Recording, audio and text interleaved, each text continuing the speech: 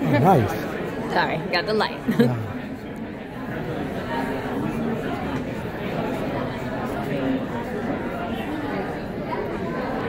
Okay, and then you have your cranial circumflex, which here, did you guys cut it? We never got to see it, so not sure. So,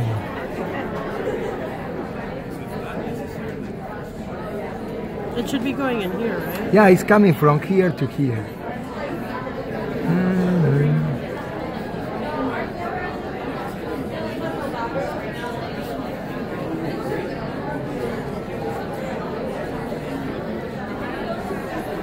Yeah, it seems that, okay. Oh, I see what happened here.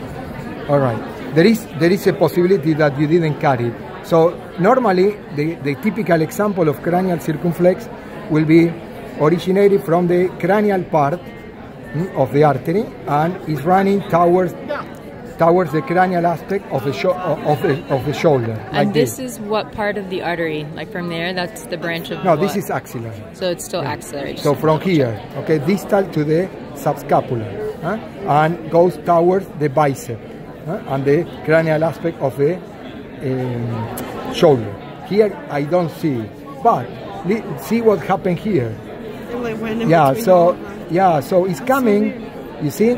So we have a weird one. No, well, there are variations, but you can check on others the more classical examples. But in this one, it's much lower. So in this one, more distal. So in this one, what I think is happening. See?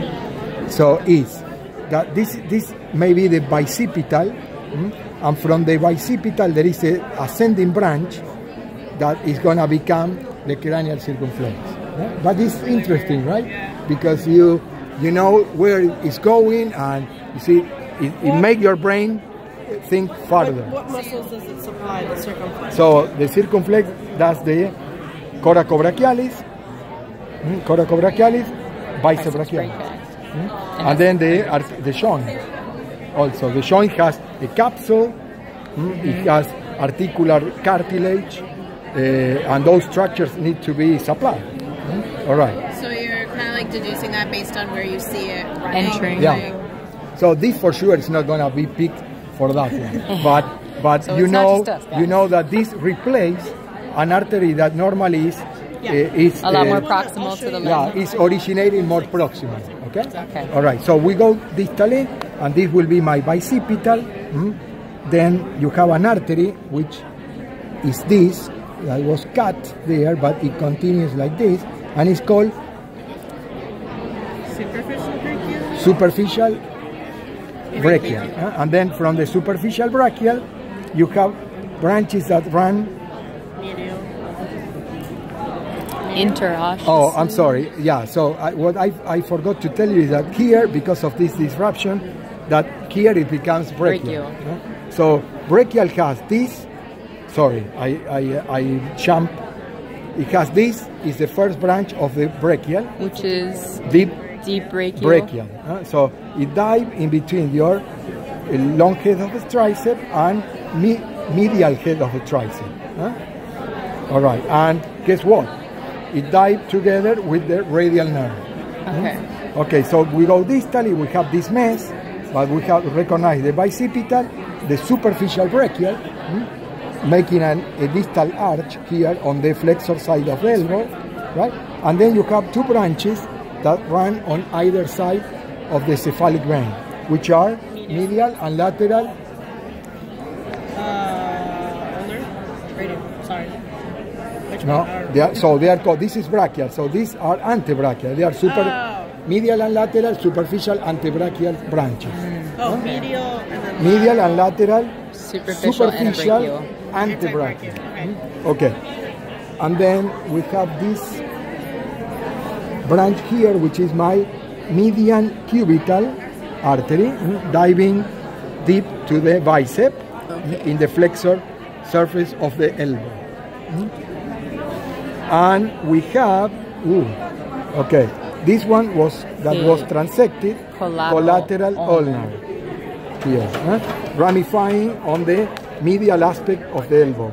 memorized medial it. and caudal. I memorize it because there's like a bunch of things going on, so it's like a bunch of collateral damage going on. That's good. Thank you, Paula. It's the only way I can. Okay, Like, so the last branch will be this. Okay, oh, here is where we stopped yesterday. And probably I need your help here. If you have another probe, or okay. this is the interosseous. Common interosseous, yeah. Branching off So, in the median. so guys, you need to come on this behind me to understand this. If you can come on this side. So you see that this is like a T. Huh? Okay, so it has the right part, which is my brachial. Then diving deep, you have a significant trunk, which is my common interosseous, and then after that it becomes medial, right? But look at this. I'm pulling away this branch, which is the first branch of the common interosseous, which is my ulnar artery. You see? Okay. And then Is it just called ulnar? yeah, ulnar. Ulnar Just osseous? plain. No, just ulnar. Ulnar artery. Yeah, surprisingly.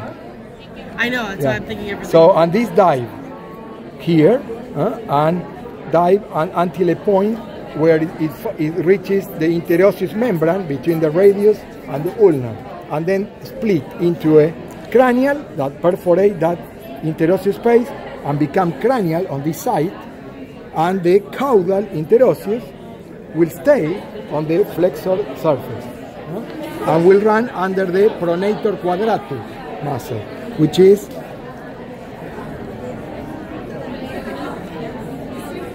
this muscle here. So if pronator quadratus. So if I make an incision in this muscle, All of them.